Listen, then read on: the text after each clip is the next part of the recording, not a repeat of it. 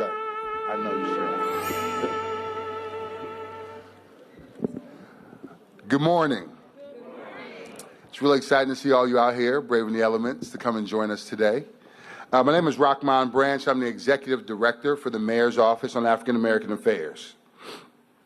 African Americans in Washington, D.C. have created a rich history that cannot be overlooked. Our community built much of the city, its culture, and its character. And today, Mayor Bowser and the Mayor's Office on African American Affairs are focused on ensuring that our community has the tools to take advantage of the prosperity and the progress of the district. Mayor Bowser values the contributions of African Americans in this district, and it's important to note, while others have followed suit, she is the first mayor in the United States to seat an office of this capacity directly focused on serving African Americans.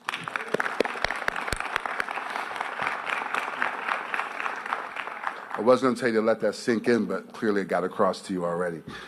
The Mayor's Office on African American Affairs is committed to enhancing opportunities for African American residents through creative partnerships, initiatives, and constant support. It's important that the revitalization of Washington, D.C. includes the active involvement of African Americans. Washington, D.C. is a place where residents have often mentioned feeling left out or locked out of opportunities and programs that support their drive and their pathway to the middle class. And we hear you. This toolkit serves as the starting point for Washingtonians to have a fair shot at prosperity. And I hope everyone takes advantage of the opportunities that it shows within the book. Thank you.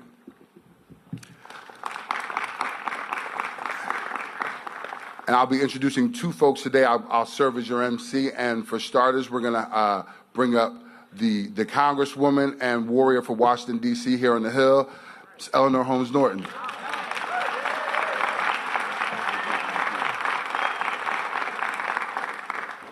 Thank you very much. And I want to thank Mayor Bowser for starting Black History Month in the District of Columbia just right here in the heart of the Black Business District.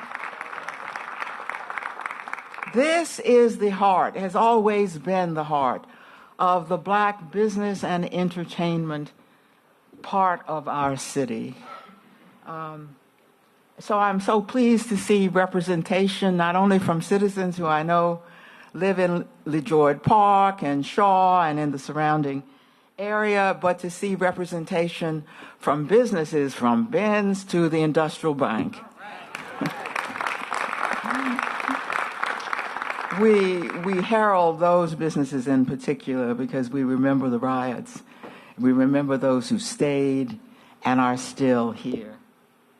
I very much appreciate, Mayor Bowser, your focus on Black prosperity and opportunity in times like this. I try to coordinate my work in the Congress with the district's needs for a burgeoning Black middle class and greater prosperity.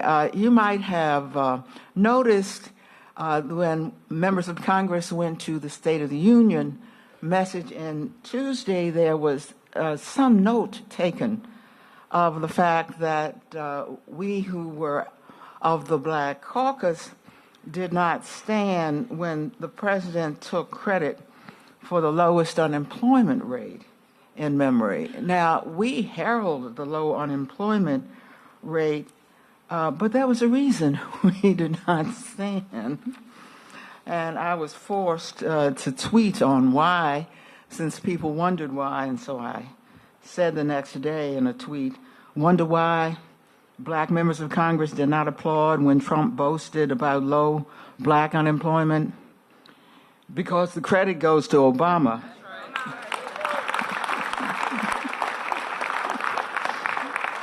Remember, there was the worst recession since the Great Depression. Obama, who took Black unemployment down 9 points from 16.8% to 7.8%, while Black unemployment under Trump is down 1% to 6.8%. So I'll give him credit for that 1%.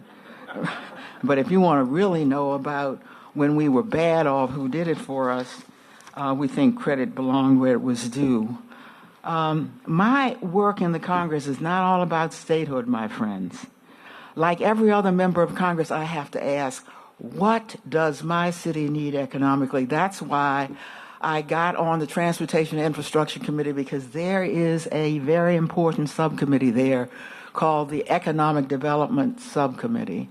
And it is that subcommittee that has enabled me to bring jobs and economic development to the District of Columbia, most recently on the wharf, which we have just opened. That's the Southwest waterfront, unused land, no jobs, nothing for us. Now you see part one of the wharf up, Southeast waterfront. I began there. That's where the yards are.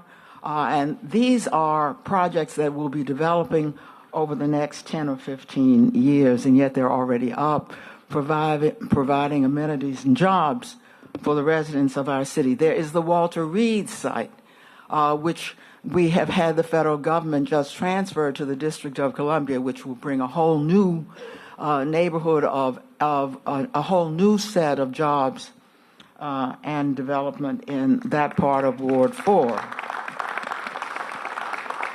All of that land, my friends, was federal land that I got transferred to the district so the district could develop it.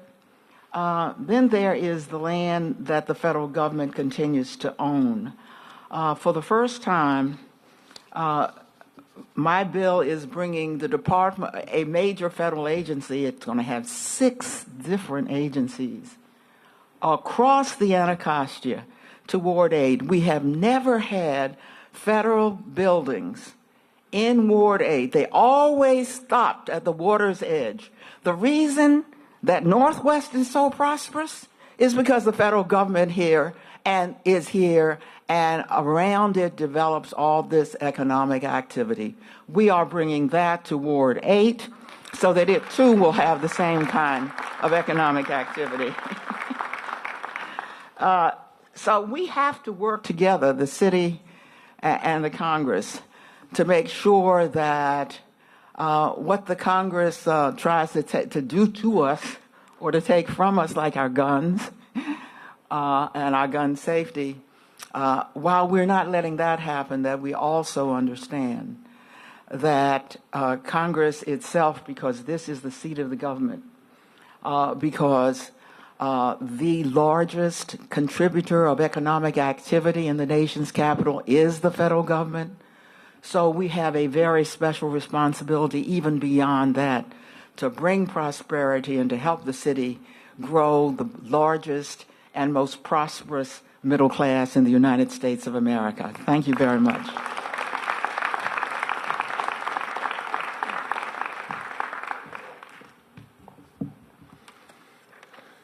Good morning. I am Kimberly Jeffries Leonard, and I am honored to serve as the chair of the district's Commission on African American Affairs. Thank you. I'd like to take a moment and ask all of the commissioners here to stand, please. Get Greg in the back. On behalf of the Commission on African American Affairs, I'd like to also welcome you this morning.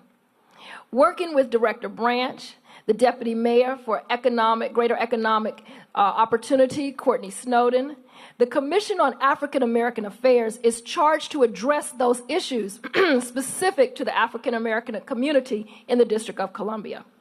It's my honor to serve as chair, and on the first day of Black History Month, given its historical significance, and in these times, the release of this toolkit is timely.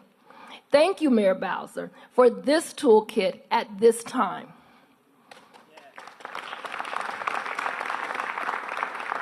Dr. Carter G. Woodson is known for many things, including being the father of Black History Month.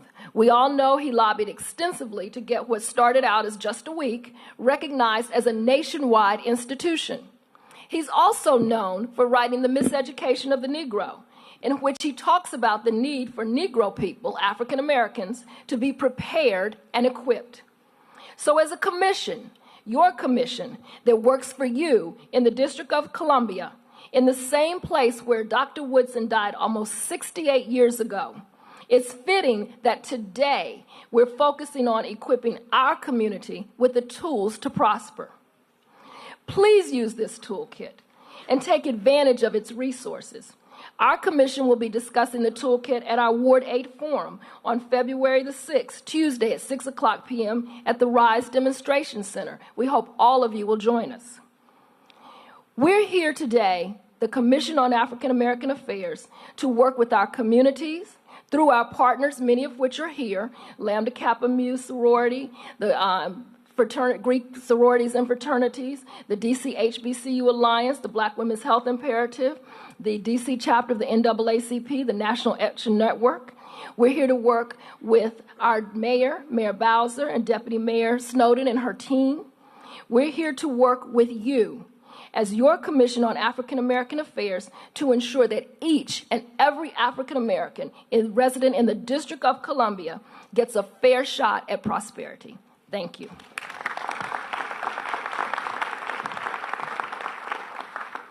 Thank you, thank you. And now we'll have some words from the Deputy Mayor of Greater Economic Opportunity, my supervisor, Ms. Courtney Snowden. Well, good morning. Today is a good day. You know, when I come to the Howard Theater, I'm reminded of stories that my mother told me about watching Tina Turner shimmy across this stage, running to Ben's Chili Bowl. I think about my godfather telling me he got his first loan for his house that he bought on 11th Street. He ended up owning 4 blocks on 11th Street, right at Industrial Bank. I think about the history of this great city. The mayor always talks about it, and we read about it too. We are the coolest city in the world. We are the best city for African Americans in the country. And none of that could have happened without the investments that so many African Americans made in making our city absolutely amazing.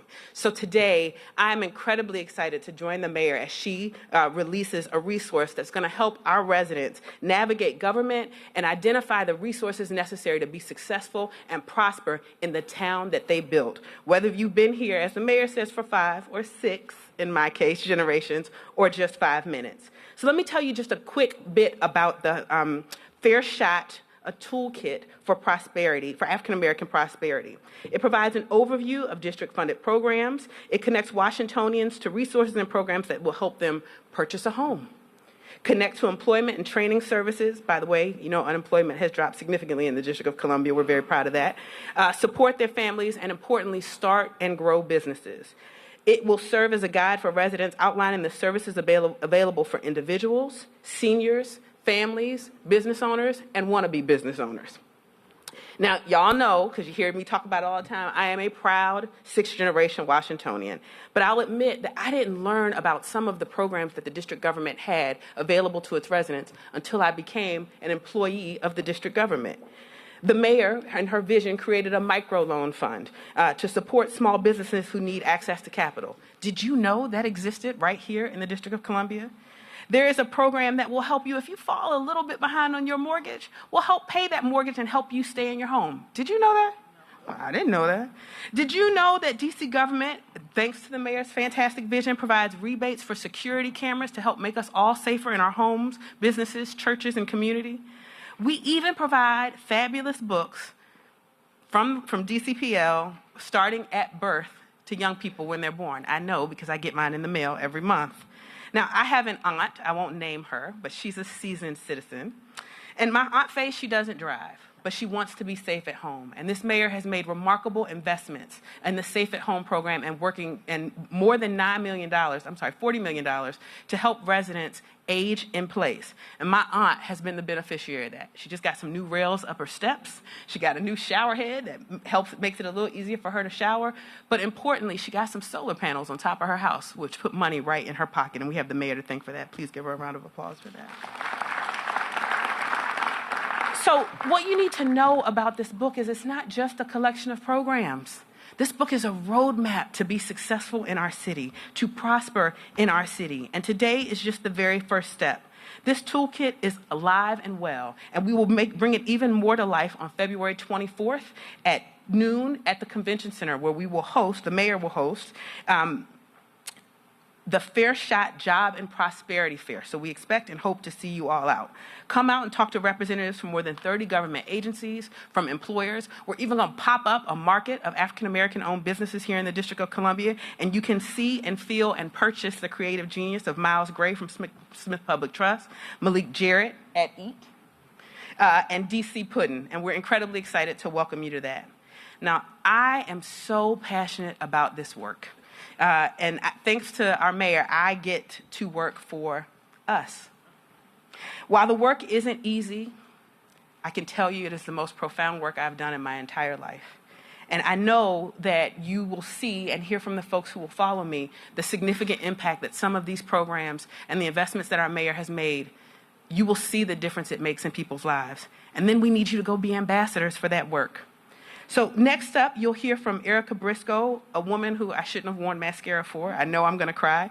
Robin McKinney, who has an amazing story of triumph, and someone we all know and love, Rick Lee, who owns Lee's Flower Shop, and the man who made my life possible as he introduced my parents.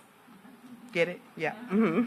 But I want to first take a moment to recognize the significance of where we are, the U Street corridor, or Black Broadway, as my grandmother always said, a community where African Americans thrived and built self-reliant economic, social, and cultural existence. And so we're going to start that by queuing up a video.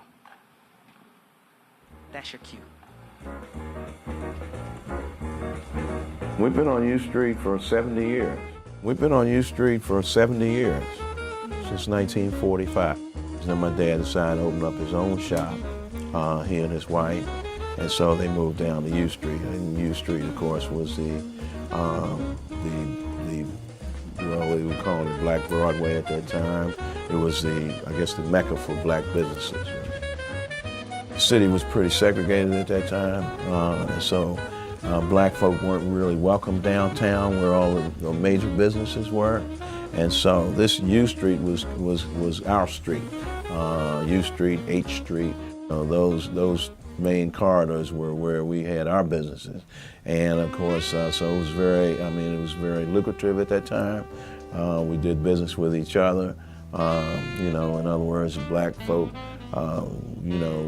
because they weren't welcome downtown or it wasn't a good atmosphere, did business with their own. And so, it's too bad we got away from that, but that was a good thing, we were here during the riots, and that was memorable, to say the least. And then we had a time where we had metro construction going on, which was supposed to be for 3 years, ended up being 5 or more. And that was kind of tough, really. The street, it was all torn up and everything. It looked like Beirut down here. It was a war zone, you know what I mean? So anyway, we went through that. And, back in the day, U Street used to be very festive. A lot of parades on Saturdays and whatnot, and, folk were, when they would come on U Street, be dressed up. It was like, very, very upscale atmosphere.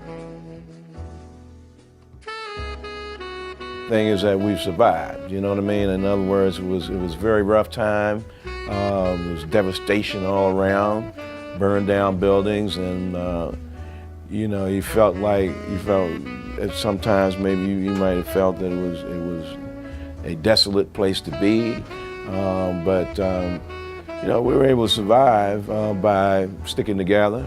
There was 3 businesses that survived. Was Ben's Chili Bowl, Industrial Bank, and us. We're the oldest businesses on U Street. And so we all stuck together. We kept our products top flight. I like to say that we always had cutting edge products. But when you own your own business, you reap the benefits. You get to write your own paycheck basically, and you get to set your own hours, and stuff like that. So you're in charge. And to me, that's the ultimate dream. American dream is to own your own business, have ownership in something that's gonna pay you dividends, and that's it.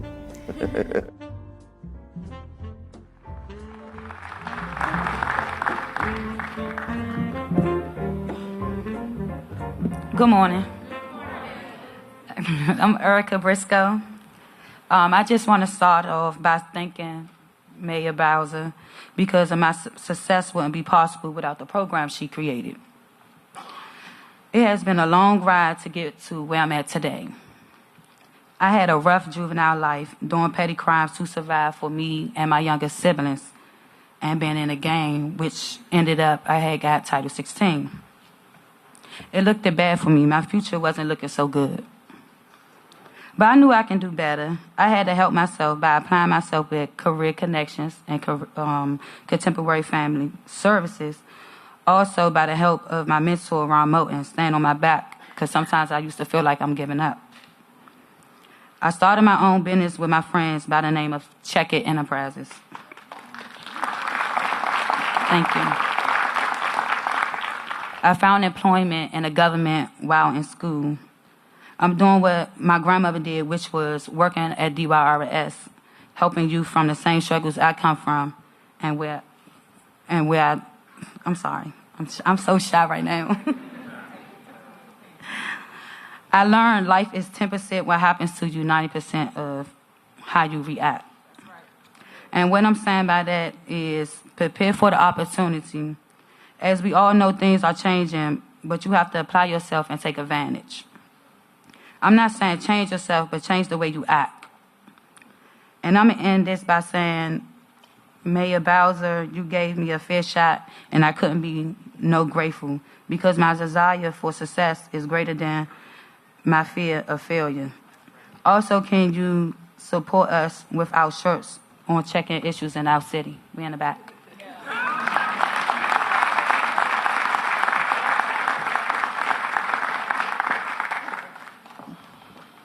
Good morning.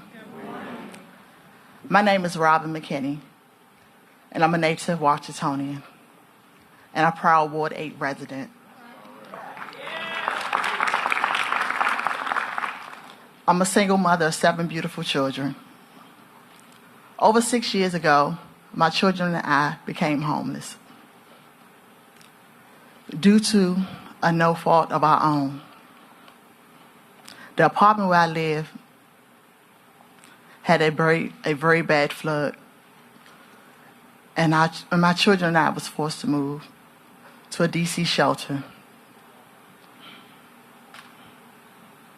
While in the shelter, I continued to work as a bus driver. I kept encouraging my children to stay focused, and I kept saving as much as I could to prepare for a better future for my children and I. I eventually left the shelter and was able to get an apartment. The feeling that my children and I could be never homeless again.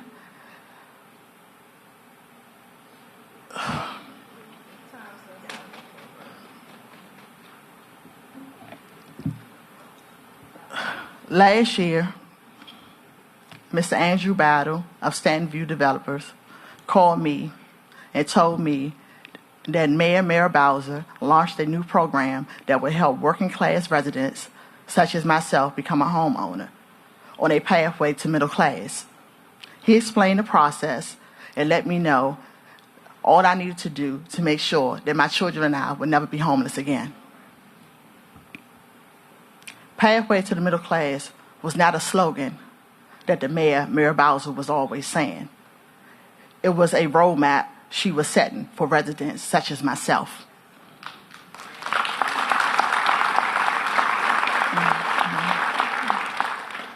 I am proud to say, on December the 4th, 2017, because of Mayor Bowser and her commitment to affordable home ownership, my children and I secured our future when I became a homeowner.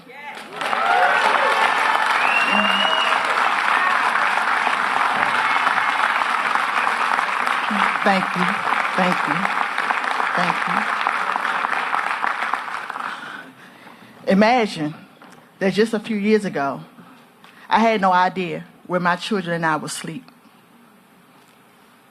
and if I would even be able to continue to live in the city where we all was born and raised. Because of her commitment and compassion, Mayor Bowser, my children and I not only have the keys to our own home, but I now have keys to the city. Thank you, Mayor Bowser, for what you have done for me and others who are like me. You have guided my family and I to a pathway to a brighter future. Thank you.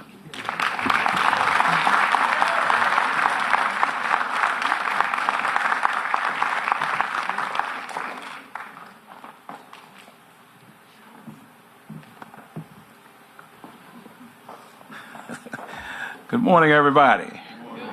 I'm Rick Lee from Lee's Flower and Card Shop right down the street. And I want to correct one thing. I want to thank Deputy Mayor Courtney Snowden for asking me to come up and introduce the mayor. And so I'm going to do that in the way that I like to do it. And she knows what I'm talking about. But anyway, I want to correct her because I'm no longer the owner of Lee's Flower Shop because I passed it on. And this is my daughter, Stacy Lee Banks. She and my younger daughter are the owners now, and I pass it. Like I said, I pass it on. All right. So we have 4 generations of Lees at that flower shop now, and so anytime you need flowers, come on down.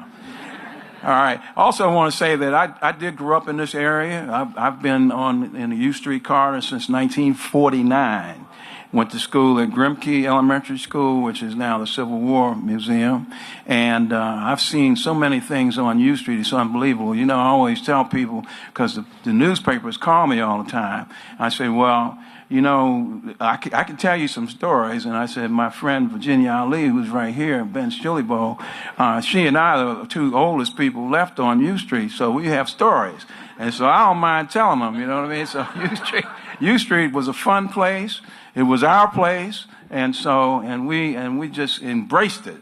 And, you know, it's unfortunate things have changed, but actually I shouldn't say that, because I'm just as happy with the gentrification. I have no problem with that, because folk blend right in, and we're blending right in, because we stepped it up with the city's help. We got our store renovated, and we also we got new products in there, so we make sure that we're a part of the fabric of the new U Street.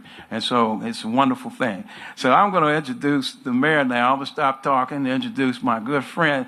You know, whenever I introduce the mayor, and this is not the first time, but anytime I have an opportunity to introduce her, I just have to give her all the accolades that she deserves. Now, I think that we are very fortunate.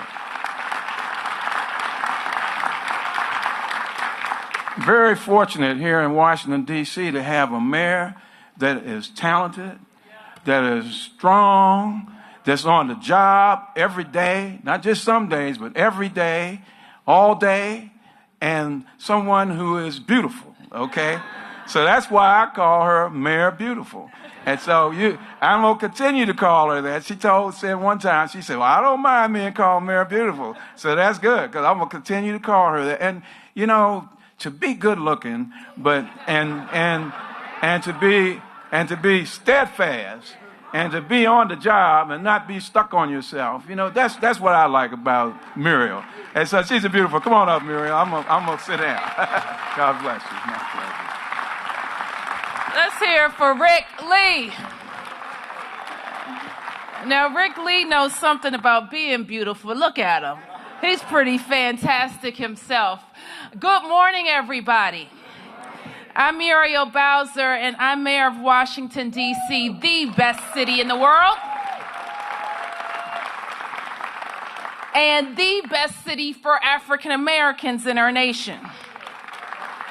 We are here in the beautiful, historic Howard Theater. Isn't she lovely?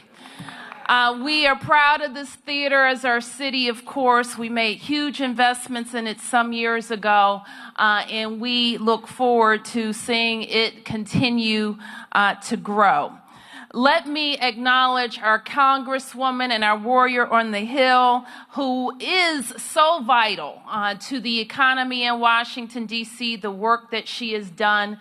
And I love the way she emphasized, most recently, the number of jobs she has created in the land that she has reclaimed for Washington, D.C. Congresswoman Norton, thank you for your service. Let me also acknowledge the chairwoman of our Commission on African American Affairs, Dr. Leonard. Thank you for your service to the commission. And as I do that, let me acknowledge also the late Marion Barry, who before he died, very soon before he died, in fact, he authored the legislation that created the Commission on African American Affairs. So let's honor Mr. Barry. Let me also say, some of us thought at the time, here we are in the middle of Chocolate City, what are we doing creating a Commission on African American Affairs? And what Mr. Barry knew, like we all knew, is that our city was changing, and our city was changing rapidly. What he also knew is what we all know, is that the diversity and history of our city is what makes it strong. People come to Washington, D.C. because of the richness of our history.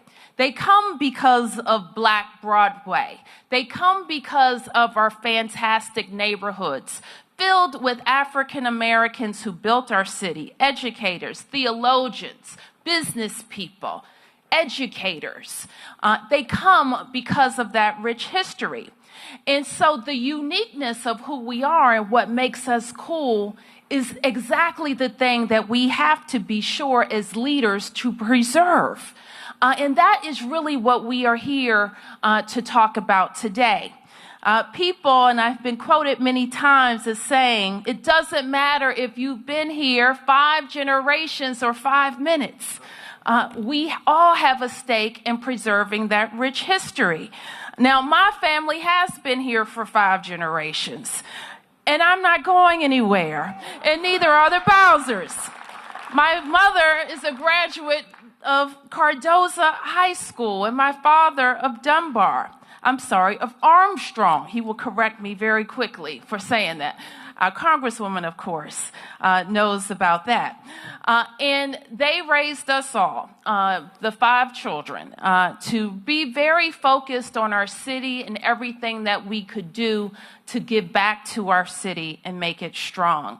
And that's exactly what called me to public service. I knew that all of those who love Washington, D.C. like we do had to be a part of building the Washington, D.C. of our future, where every single body had a fair shot. Now, the thing about being the coolest city in the world is everybody wants to move here. You will remember a time when we had declining population in our city. There are many cities around our nation that still suffer from declines in population. And what happens when you have a declining population is you have less revenues, you have abandoned buildings, you have more crime, you have failing schools. So what we have done over the last couple of decades is turn that around for Washington, D.C. Invest in our schools, invest in our neighborhoods, our libraries, our parks and recreation centers, and public safety. And what that has meant is more people want to move to our city. What that also means is that the price of everything goes up. And so our focus now has to be, and has been, and what I said to Washingtonians across all 8 wards 4 years ago, is that I wanted to lead our city at this time, especially at this time, so that a person with 5 generations of knowing Washington, D.C., and a forward look to our future of how we build a city where everybody can thrive would be at the helm. And for that reason, we have spent the last 3 years focused on making sure everybody from Ward 8 to Ward 1, from 5 generations to 5 minutes, from advanced degrees to no degrees, would be able to find a pathway to a safe, affordable, and optimistic future right here in the District of Columbia. So that is our task today. How do we make sure that all of the institutions of our government are focused on doing just that? So let me just say this. You should be proud of the state of your city. We are stronger than we've ever been financially. Right, Eleanor? We are safer than we've ever been in decades. And we are indeed prouder than I've ever seen Washingtonians. You see, everybody has on the stars and bars. Everybody is proud to be from Washington, D.C. People are opening businesses and hiring D.C. residents. So now let's continue to stay focused on making sure that everybody has a pathway to the middle class. Now, I created, when I became mayor, the Office for the Deputy Mayor for Greater Economic Opportunity. And Deputy Mayor Snowden's sole mission is to make sure that overlooked and underserved communities finally get the investments that they need. And I want to acknowledge the work of the Deputy Mayor for Greater Economic Opportunity. With the Office of African American Affairs, the Commission for Fatherhood, Men and Boys, also with our Department of Small and Local Businesses and our Department of Employment Services, we're focused on creating more opportunity and making sure all of our residents know about that opportunity. Last year, in the State of the District Address, I focused on about 5 main issues. And one of those main issues was, how do we as a city invest in and increase African American prosperity? And some people said, well, we never actually talk about increasing African American prosperity, Mayor. I don't know. We should just talk about how we add jobs. I said, well, we're going to do that too. But we are going to specifically focus on how we make sure that all of our residents, willing to work hard, have the ability to get in a good paying job. Deputy Mayor Kenner also worked with Deputy Mayor Snowden on our 5-year economic strategy.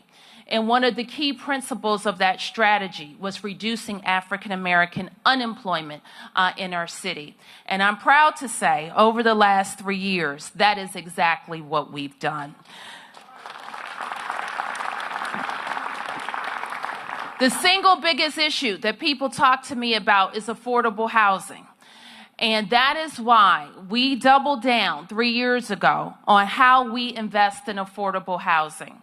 Over $100 million in our first year, second year, and third year devoted to making sure that more people can afford to buy a house in our city. I challenged my team to do some additional things as well, to make sure that we are increasing the amount of down payment assistance that people can qualify for in our city, and focus on our own employees. We have 33,000 people that work for Washington, D.C., and they're doing a fantastic job. Let's give them a big round of applause. You see, our DPW workers are with us today. And our commitment in a city that is doing as well as ours, our employees should also share in that prosperity. For the first time in 5 years, for example, our teachers have a new contract. And that contract is going to allow them to continue to afford to live in D.C. 10,000 of our workers just cast a 99% vote in favor of a new contract. We call them Comp 1 and 2. They're also our public service employees, and we want to appreciate them for all that they do. The second thing I want to mention is our focus of the DMGO is working with our businesses. Do you know that Washington, D.C. is a $14 billion enterprise? That's a big enterprise for the 700,000 of us who live here. We had a goal to spend $350 million with CBEs. We said that wasn't good enough, and they definitely said that's not enough, Bowser. So we have created a way for all businesses who want to work with us in the government to find out what each and every one of our agencies is spending. We call it our Green Book, our Opportunity Guide. And over the last 3 years, we have seen the number of CBEs, Certified Business Enterprises, many of them African Americans, citizens, increased by 500 new certified business opportunities, and we think that's important. The last thing I want to say is that we are also a city of second chances. And what we know about a city that has changed as fast as ours, we as a government haven't adapted as quickly as we need to, and many of our families haven't adapted as quickly as would be necessary to survive in this changing economy. That's why we have refocused our TANF programs. We have refocused our job training programs. We have focused on making sure returning citizens have a legitimate shot at taking care of their families. And we've created programs like Career Connections and LEAP to continue to build on the progress that our families who are striving and who are trying can take advantage of to make it. So what we have done is put in one place a simple guide to how people can take advantage of the many programs that we've put in place. It's not exhaustive, and it is a start to a very great conversation with our Commission on African American Affairs, who will be going throughout the city, hearing from residents what they would like to see more of, what needs to change, and what is their vision for how the city continues to grow. So it brings me just immense pleasure to be here with all of you to talk about what is central to our values in Washington, D.C. Prosperity, certainly. Shared prosperity, a must. So let's all take a look at a fair shot in Washington, D.C. Thank you.